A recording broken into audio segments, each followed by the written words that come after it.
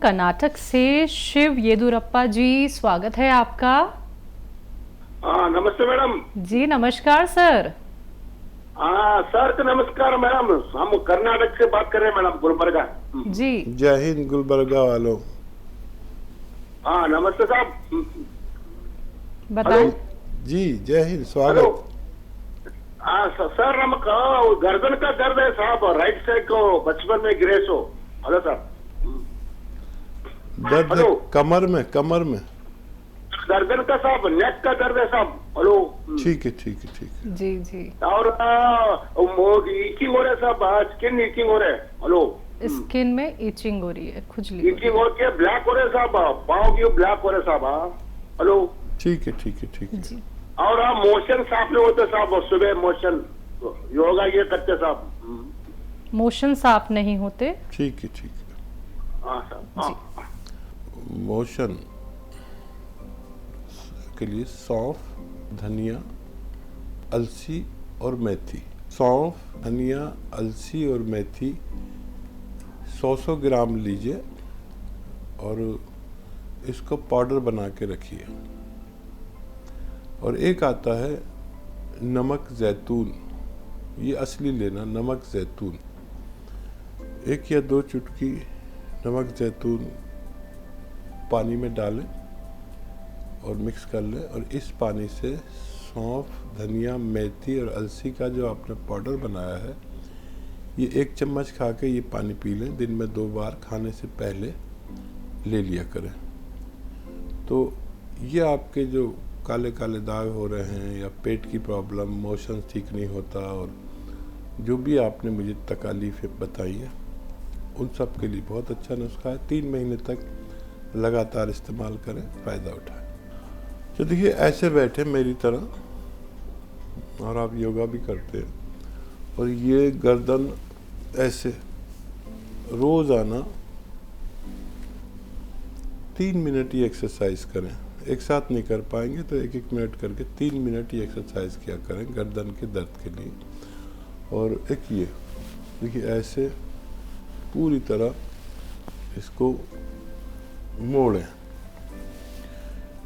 ये भी 3 मिनट। और एक साथ नहीं हो पाएगी तो 1-1 मिनट करके 3 मिनट कर लिया करें। अब जीनत है हमारे साथ, स्वागत है आपका। मेरे हस्बैंड के ना किडनी में फास्फोरस बढ़ा हुआ आया है, तो मैंने आपके यहाँ से पी केयर कैप्सूल मंगवाए थे। तो आपने मेरी आपसे कल भी बात हुई थी, तो आपने कहा कि उनको नमक जैतून और अलसी दें। तो मैं क्या ये पी केयर और नमक जैतून अलसी एक साथ दे सकती हूँ? ठीक है। और सवाल हकीम साहब ये है, जो आपने वो संतान के लिए बताया था जिनके औलाद नहीं होती, तो एक है हमारे यहाँ, उनको नज़ला रहता है। तो वो ये कह रही थी कि मसलन के मैं दूध में ना लेके इसबगोल की बूटी है, वो चिलगोजा गोंद ऐसी पानी में ले सकती हूँ? ठीक है। हाँ देखिए, गोंद चिलगोजा अकेला भी ले सकते हैं, बगैर दूध के भी ले सकते हैं, बगैर इसबगोल की भूसी के भी ले सकते हैं, और जैसे चाहे ले सकते हैं। उन्हें ज़रूर दीजिए और उनको भी फ़ायदा हो जाए। और ये वाकई जो आप अपने खाविंद को, हस्बैंड को नुस्खा दे रहे हैं, ये वाकई इसे लेने के बाद आदमी वाकई 2-4 दिन में अपने आप को बहुत हल्का महसूस करता है। और जब आप कोलेस्ट्रॉल चेक कराएंगे 1 महीने बाद, तो आपको खुशी होगी कि उनका कोलेस्ट्रॉल और दिल और सब कुछ बहुत नॉर्मल है। ये वाकई बहुत अच्छा नुस्खा है और इसे लिख कर रखिए, लोगों को बड़ा काम आता है। अभी तो आप लोग इतने उम्र के नहीं हैं, लेकिन बड़ी उम्र के लोगों में जब हम 45 साल या उससे ज़्यादा के हो जाते हैं, तो इस नुस्खे की बड़ी ज़रूरत होती है। हमारा ब्लड प्रेशर बढ़ जाता है, हमारा कोलेस्ट्रॉल बढ़ जाता है, हमारा हार्ट ब्लॉक हो जाता है, और फिर होने दीजिए, फिर हॉस्पिटल्स के चक्कर और लाखों रुपया चाहिए।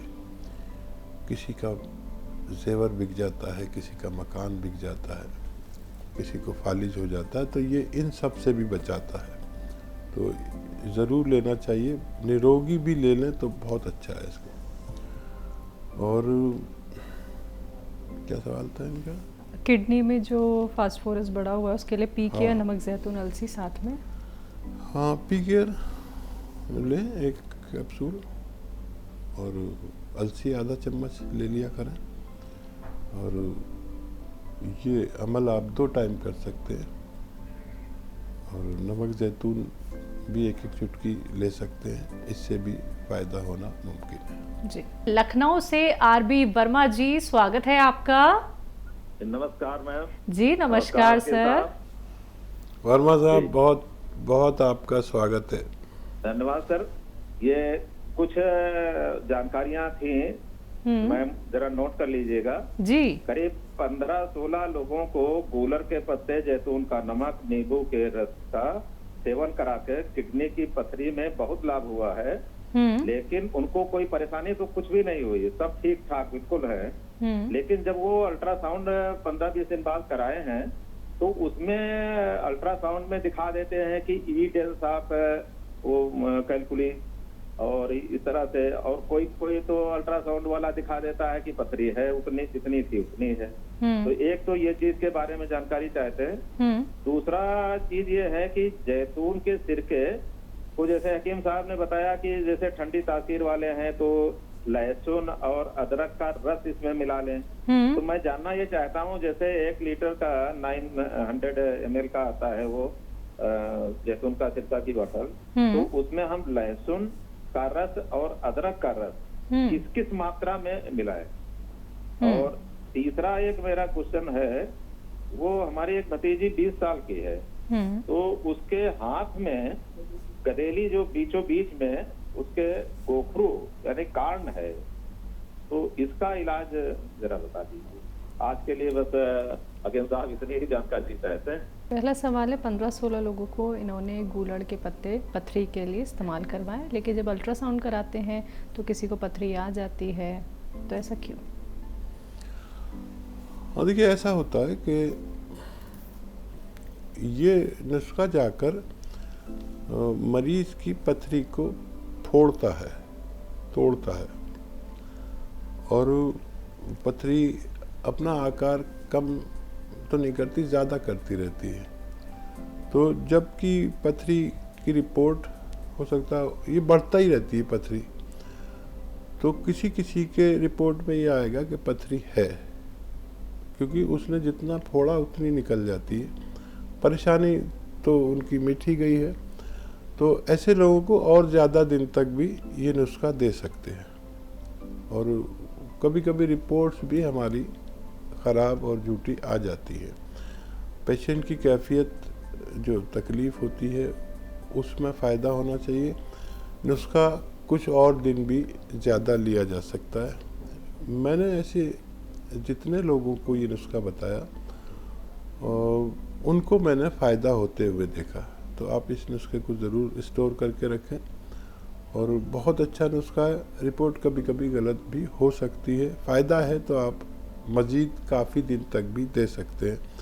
कोई कोई पथरी ऐसी सख्त जान होती है कि उसे टूटने में थोड़े ज़्यादा दिन लगते हैं। जी। 100 ml का जैतून का सिरका है, लहसुन, अदरक, इनका जो रस है और नींबू का, वो कितनी कितनी मात्रा में डाला जाए? अच्छा देखिए, अगर सिर्फ ये सिरके को आप 1 लीटर लेते हैं, सिर्फ सिरके को, और उसमें नींबू आप इस्तेमाल नहीं कर रहे हैं, तो अदरक और लहसुन का जूस आधा लीटर डालें, और यानी कुल मिलाकर 1 लीटर हो जाएगा, और 1 लीटर सिरका हो जाएगा। तो इस रेशो से इस्तेमाल करें तो ये आपको फ़ायदा दे सकता है। 20 साल की भतीजी हैं जिनकी उंगलियों के बीच में गांठ है।